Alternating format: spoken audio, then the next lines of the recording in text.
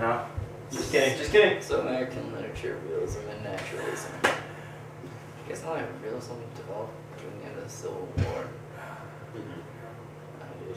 All right, guys, let's get this study group going. Yeah, I agree. Ben, you are slacking tonight. Dude, I don't know what it is about these late night laboring sessions, but I just cannot focus.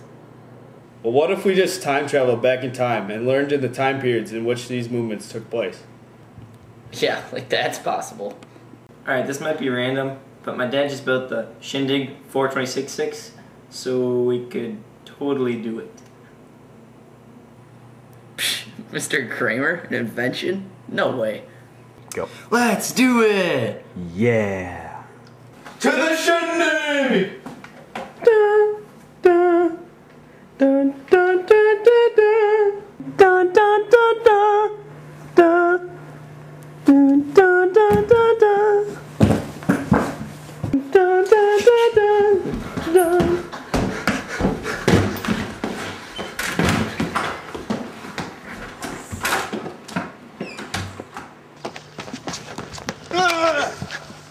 Don't mess with Matt Curtis.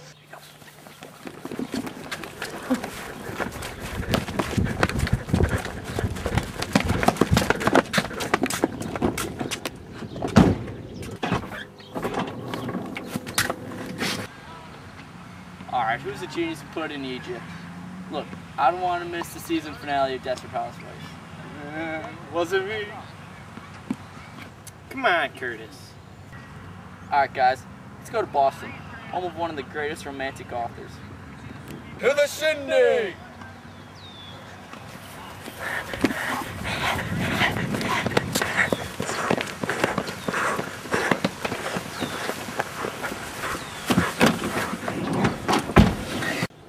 I can't believe it worked. Guys, focus. Boston is the home of Edgar Allan Poe, one of the... Oh, I love Romanticism. Poe was one of the most famous authors of the Romantic period. Based in the 19th century, Romanticism was formed following the French Revolution and placed a greater focus on emotional thinking over thinking with reason. Was that all it focused on? Romanticism also valued the individual as well as the idea of making the world a better place. Easy enough. Well, why is Poe considered such a great author? Could you give us an example of romantic ideals within his work? In my poem, The Raven, I attempt to use emotion while I describe my soul lifting from the floor in the last 2 lines. Sweet. It all makes sense now. Oh, it's fake. Man, I think I'm just gonna take this home with me. It's so cool. Oh, you should have seen your face. Are we planning on going anywhere different for the next major literary movement, Transcendentalism? Sorry to be the bearer of bad news, but try not to shoot the messenger. Not only was Poe born in Boston, but Ralph Waldo Emerson, a key author of the Transcendentalism movement, was also born here. Curtis, why do you know so much about these literary movements? Well, I paid attention in class while Miss Dennis gave notes. Wait, there was no... Anyway, like Romanticism, Transcendentalism also valued the individual. They believed the world revolved around the individual. Also, Emerson believed that nature and Transcendentalism were interconnected. Wait, so what you're basically saying is that Emerson was the man for Transcendentalism? In my poem, Nature, I illustrate Transcendentalism through expressing myself several times as an individual, the great. Okay, now that makes sense.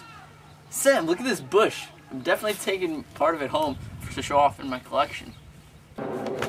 Now that I've done my part for this group, let's move on to the next movement, called Realism. Alright guys, now we will head off to Missouri, home of the famed realist author, Mark Twain. To the Shindig!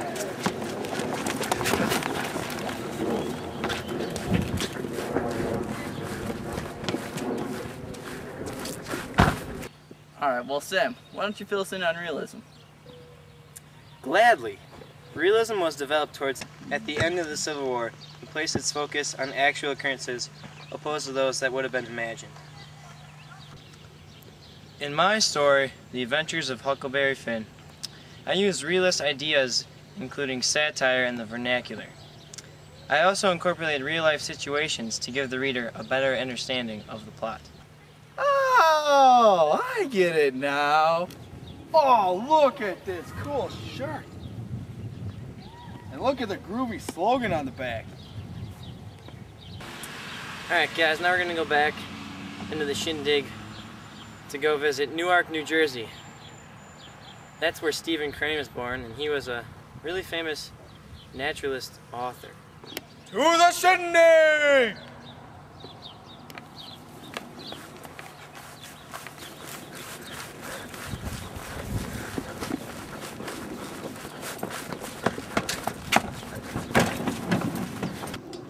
Alright guys, we're here in Newark, New Jersey. And, well, this is the home of Stephen Crane.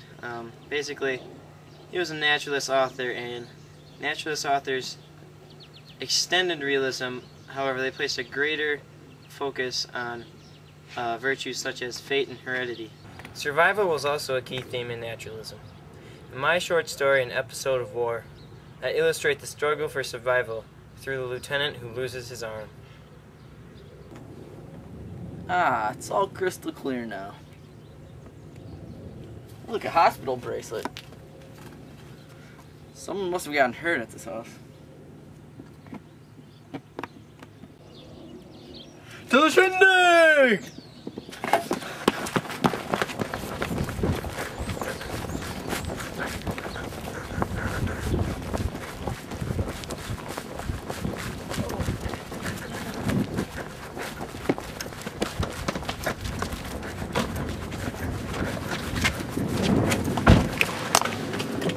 We're here in Oak Park, Illinois, home of the Imagist author Ernest Hemingway.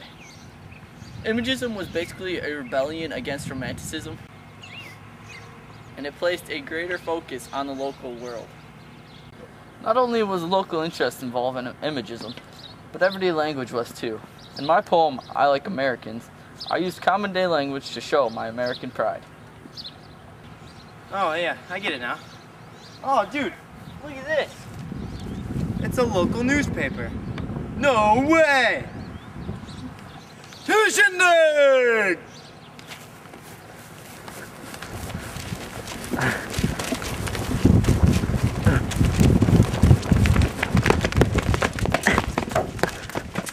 Alright, so we're here in Haley, Idaho, the old hometown of the modernist author Ezra Pound.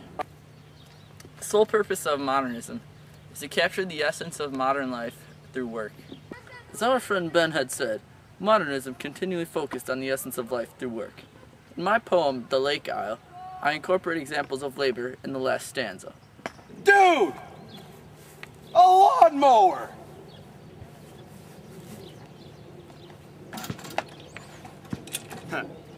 To the shindig!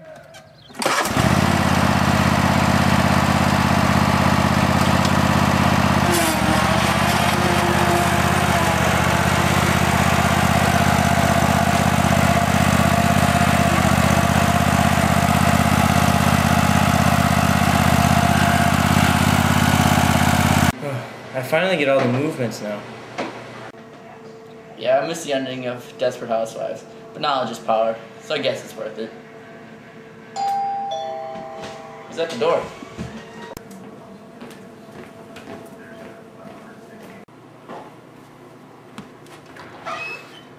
What's up, guys?